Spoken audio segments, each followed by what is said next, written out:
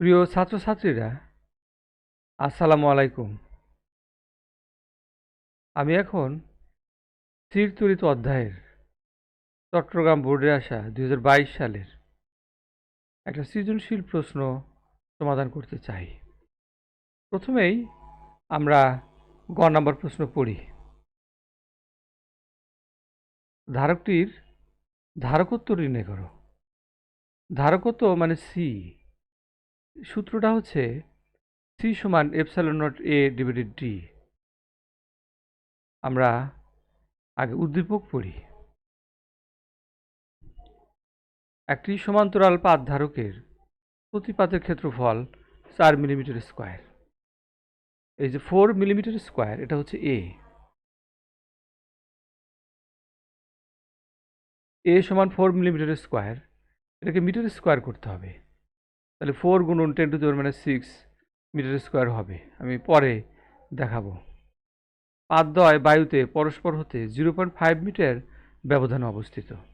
পাত দুটার মধ্যবর্তী দূরত্ব 0.5 মিটার। এটাকে আমরা ডি দিয়ে লিখব।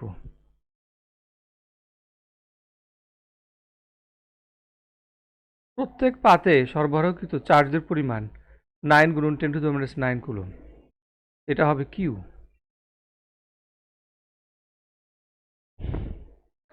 আমি আগের থেকেই লিখে রেখেছি, সেটা দেখাবো। এইটা একটা পাত, হতে পারে তামার পাত, তাহলে এই পাতটাও হবে তামার পাত এবং পাত দুটোর ক্ষেত্রফল সমান হবে এবং সেই ক্ষেত্রফল এ হচ্ছে 4 মিলিমিটার স্কোয়ার। উদ্দীপকে আমরা দেখলাম। এটাকে আমরা এভাবে লিখতে পারি 4 গুণন 1 মিলিমিটার গুণন 1 মিলিমিটার। তাহলে 1 আর 1 গুণ করে দিলে 1 হবে, 1 দিয়ে 4কে গুণ করে দিলে 4ই হবে, আর মিলিমিটার আর মিলিমিটার গুণ করে দিলে মিলিমিটার স্কোয়ার হবে। তাহলে 1 মিলিমিটার সমান আমরা জানি 1/1000 মিটার, কারণ 1 মিটার সমান 1000 মিলিমিটার। 1 মিলিমিটার সমান 1/1000 মিটার। আবার 1 মিলিমিটার, এটা 1/1000 মিটার। তাহলে এখানে 3টা শূন্য, এখানে 3টা শূন্য, মোট 6টা শূন্য, 10⁶ লিখলাম। আর মিটার গুণ করে দিলে মিটার স্কোয়ার হবে। এই 10⁶ উপরে লিখলে 10⁻⁶ হবে।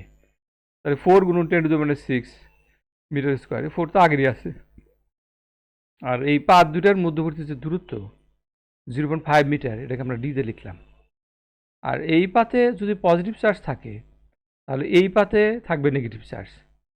এই পাতে চার্জ আছে প্লাস 9 গুণন 10⁻⁹ কুলম, আর এই পাতে চার্জ আছে -9 গুণন 10⁻⁹ কুলম। এখন আমরা যে সূত্রটা জানি, সি সমান epsilon not a divided D. Epsilon not হচ্ছে শূন্য মাধ্যমের ভেদনযোগ্যতা। এর মান হলো 8.854 গুণন 10⁻12। আর এ হচ্ছে 4 গুণন 10⁻⁶, এটা লিখে দিয়েছি 4 গুণন 10⁻⁶। আর ডি হচ্ছে পাত দুটার মধ্যবর্তী দূরত্ব 0.5। তাহলে এটা যেটা রেজাল্ট হবে সেটা 7.0832 গুণন 10⁻⁻17। এর একক হলো ফ্যারাড। ফ্যারাডকে আমরা এফ দিয়ে লিখি। এটাই গয়ের অ্যান্সার।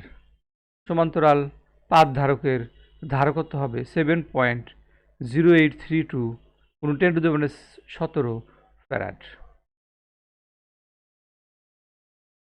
এটাই গয়ের অ্যান্সার। এখন আমরা ঘ নাম্বার প্রশ্নের উত্তর দেখতে চাই।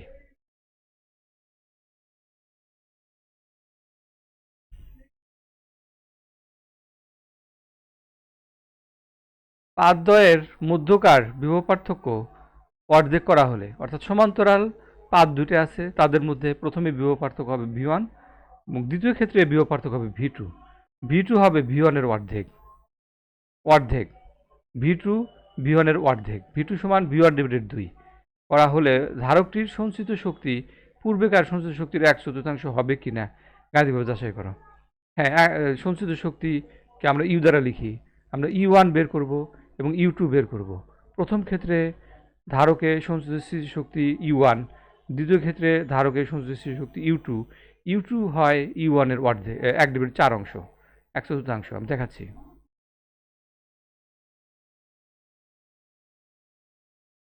যখন আমরা প্রথম ক্ষেত্রে আমরা জানি যে ইউ সমান হাফ অফ সিভি স্কোয়ার, কিন্তু আমরা যে সমান্তরাল পাত দূরে দেখলাম তাদের মধ্যে বিভব পার্থক্য যদি আমরা V1 দিই, তাহলে ওই ধারকে সঞ্চিত স্থিতিশক্তি হবে U1। তাহলে U1 সমান হবে হাফ অফ সি V1 এর উপর স্কোয়ার। একটা ধারক মানে তার ধারকত্ব কিন্তু সবসময় একই থাকবে।